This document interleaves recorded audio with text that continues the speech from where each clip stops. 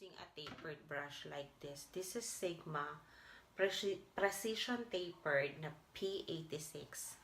So, pasensya na madumi yung mga brushes ko because I'm using it all the time. So, dito ako naglalagay ng bronzer. Ayan. Ito.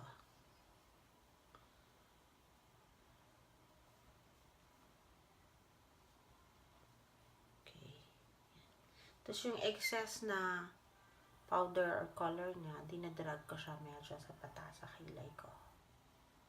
Ganyan. There you go. Now, dahil ang ginamit natin na foundation is liquid foundation, so we have to set that. Kailangan, mas matagal siya, mas kakapit siya kung maglalagay tayo ng powder. So, ako, ang ginagamit ko is the Palgatong Theatrical Powder. Ito. Nabibili ito sa beautymanila.com.ph. Ino-order ko siya online. So, pag naglagay tayo ng powder, pwede tayong gumamit ng tapered brush na ganito. This is Sigma Spotlight Duster F37 o yung powder brush, yung ganito. Okay. So, pag naglagay tayo ng brush, ng powder, make sure na ipapagpag natin ng onti yung product. Ayan. Para ito lang yung matitira. Tapos, dump lang natin sa face natin. Ayan. Huwag nyo ikakaskas.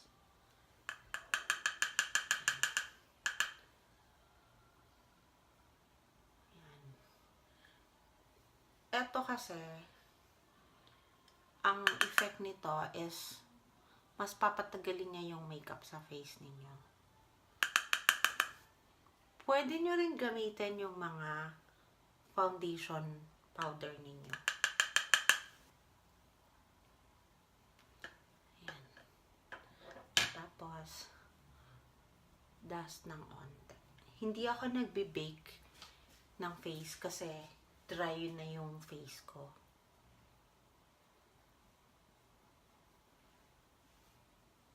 So, there. Now, maglalagay na tayo ng blush on. Sa blush on naman, ang ginagamit kong product is Becca. Ito siya. Ang shade niya is Wild Honey. Ito. Medyo pinkish,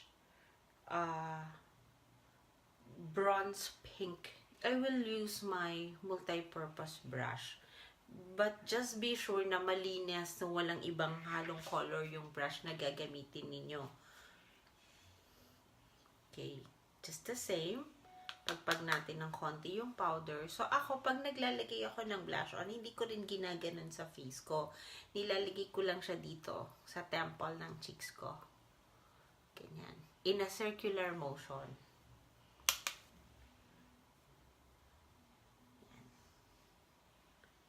So, that's how I do it.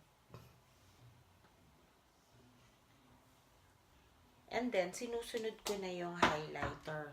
So, I will use the High Cheekbone Highlighter F03.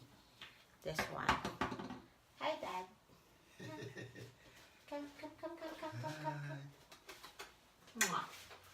Purado kasi si Kay eh.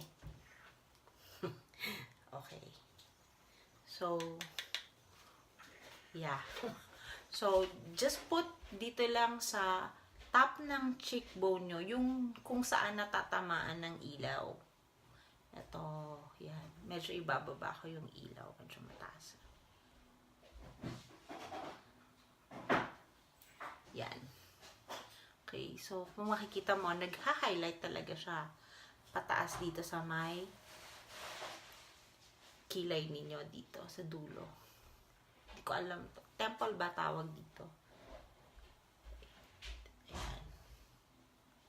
So, see.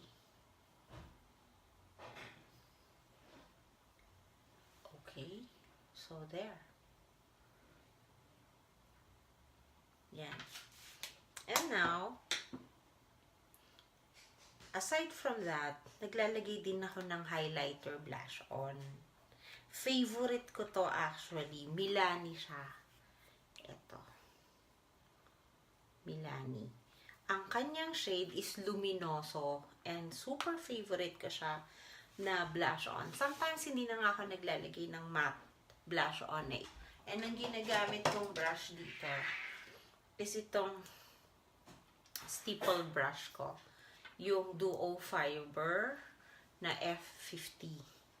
So, ganito lang siya. Kuha kayo ng product. And then, in a circular motion, papunta dun sa kung saan kayo nag-highlight. Ayan. Para lang bongga yung face.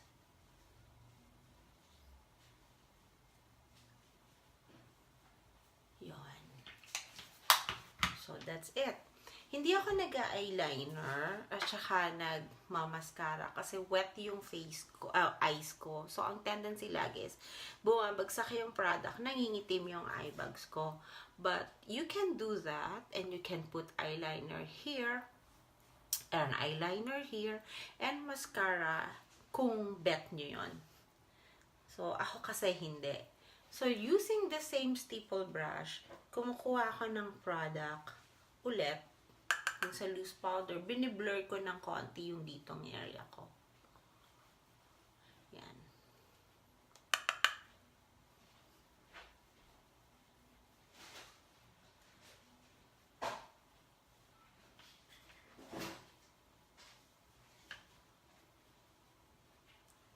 If you want, pwede kayo maglagay ng highlight dito sa may tip ng nose ninyo, tsaka dito sa may cupid's bow. Yan.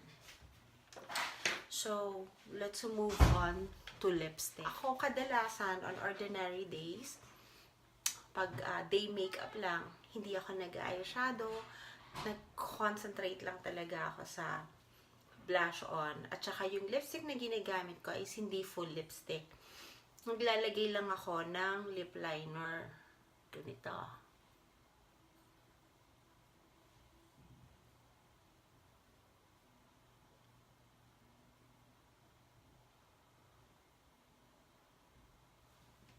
Yan. Tapos nun, para hydrated yung lips ko the whole day, so ang nilalagay ko lang is petroleum jelly, yung Vaseline. Eto.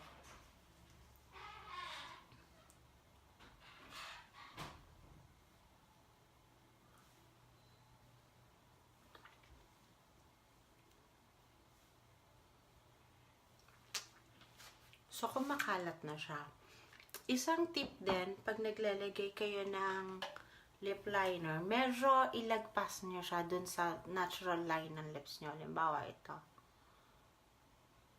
Ayan. Medyo ilagay nyo sa ibabaw.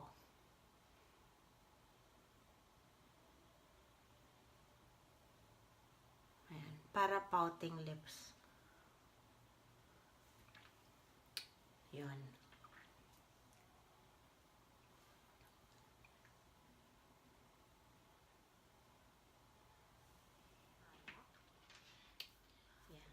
This will only take a while kung hindi ka dumadaldal gaya ko. Siguro mga 10 to 15 minutes, tapos ka na. If you can, you buy this Fix Plus ng MAC, Prep and Prime. This is to set your makeup. So, spray nyo lang siya.